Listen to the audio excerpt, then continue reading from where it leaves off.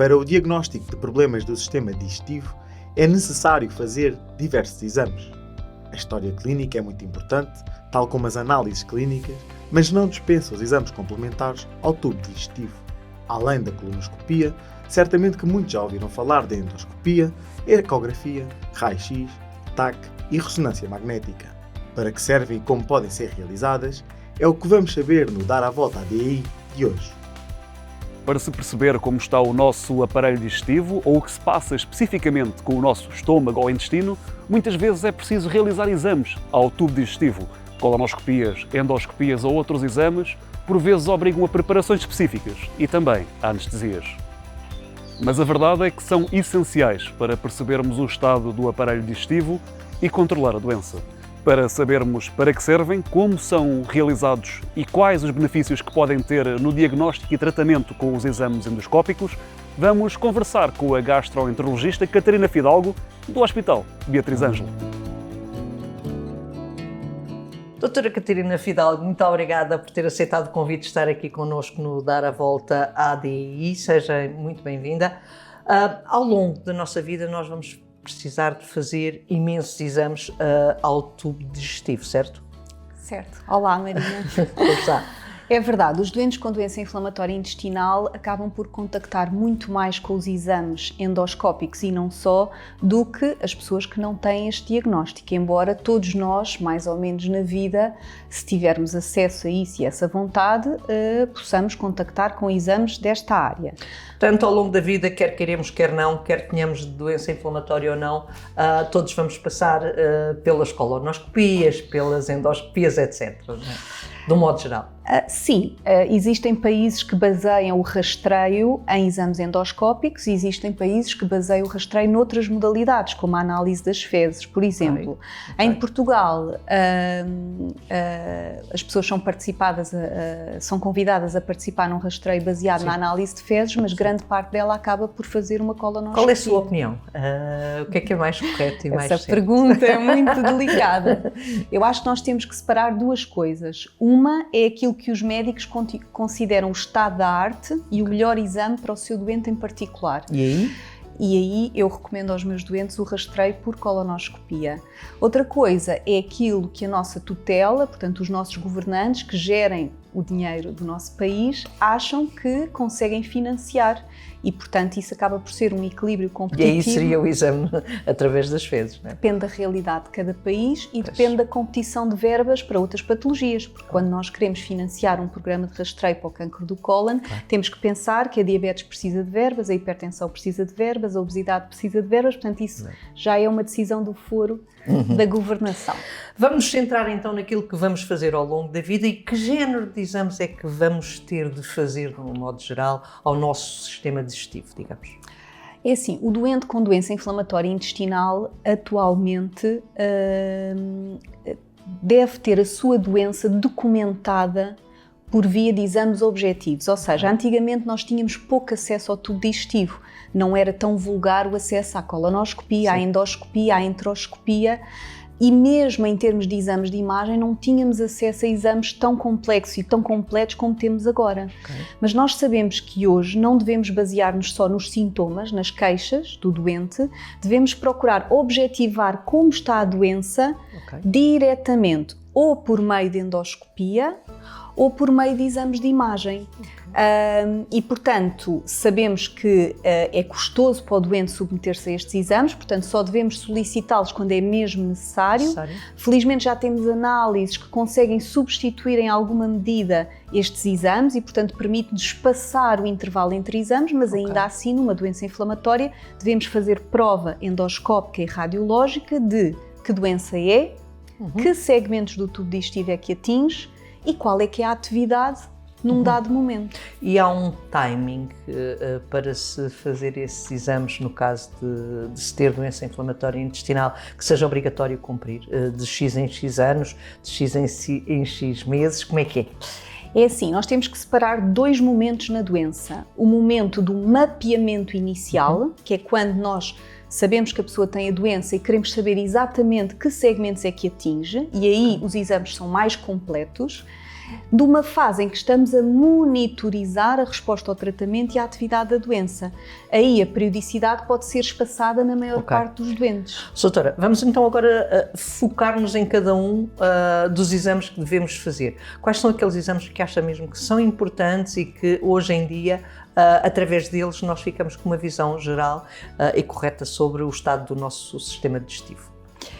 Em relação à doença inflamatória, o exame, digamos, arregrador, o exame basilar do diagnóstico é a colonoscopia Infelizmente, não é?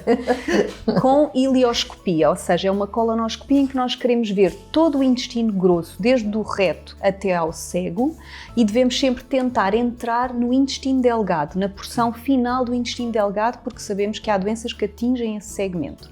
Esse exame deve ser feito com qualidade, com boa preparação, com aparelhos de alta definição e com um protocolo de biópsias extenso.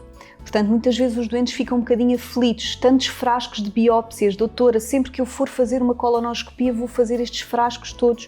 Não é verdade. Agora, no mapeamento inicial, quando porquê é que é importante fazerem as biópsias, doutora? Para já, porque há muitas doenças que se distinguem da doença inflamatória, mas podem mimetizá-la. Eu posso achar que o doente tem colite ulcerosa ou doença de Crohn, mas depois as biópsias mostram que é uma infecção, um parasita, uma inflamação de outra natureza. E depois porque a distribuição por segmentos pode ser contínua. A doença, tipicamente a colite ulcerosa é uma doença contínua. Ou descontínua, dá-nos pistas sobre que doença temos à frente e como é que vamos tratá-la. Sem ser a colonoscopia, temos a endoscopia, não é? É. E o que é a endoscopia? E depois fala-se também em endoscopia alta.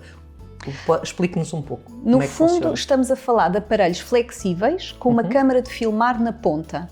E, portanto, é uma videoendoscopia. Portanto, nós vamos filmar, fazer um filme dos segmentos que estamos a percorrer.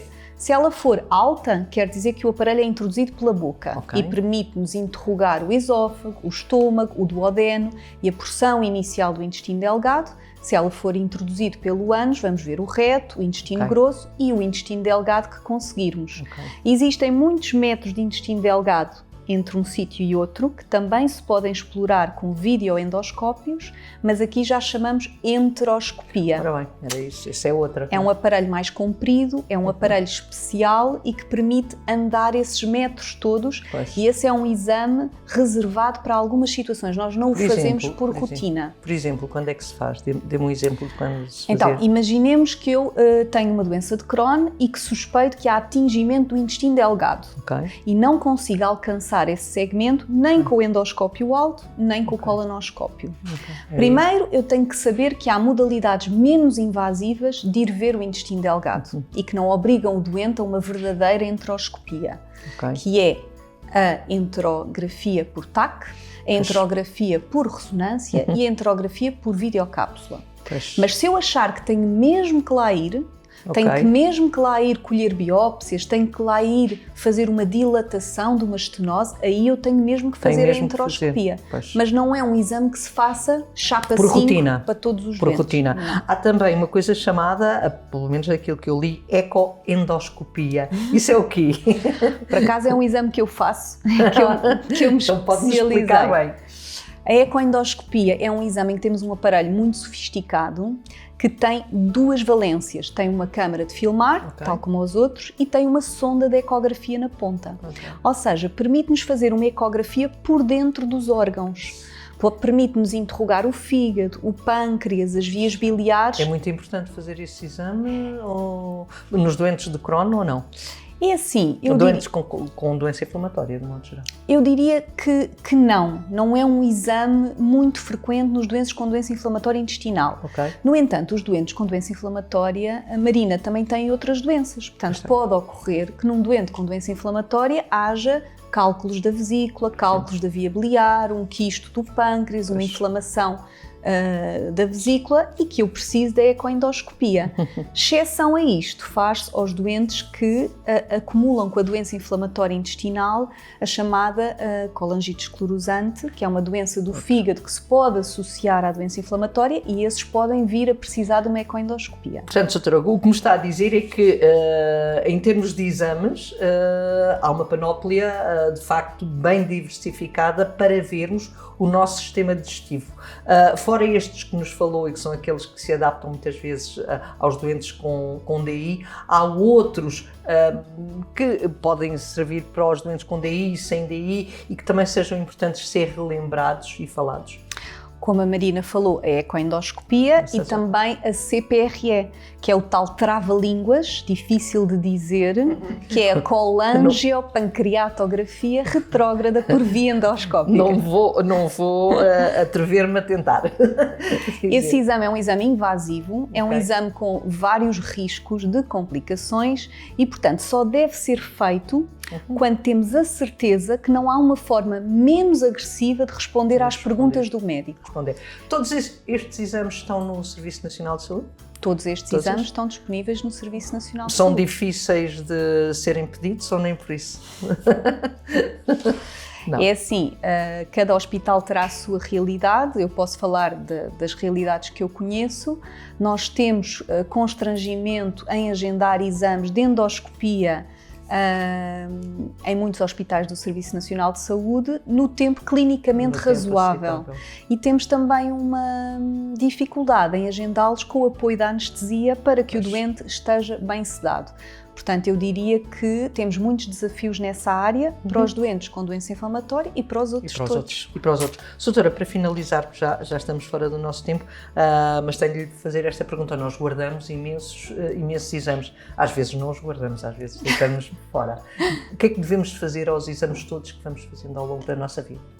Ainda bem que faz essa pergunta, Marina, porque é uma dificuldade que nós como médicos temos muito, que é ver o filme inteiro do doente com doença inflamatória.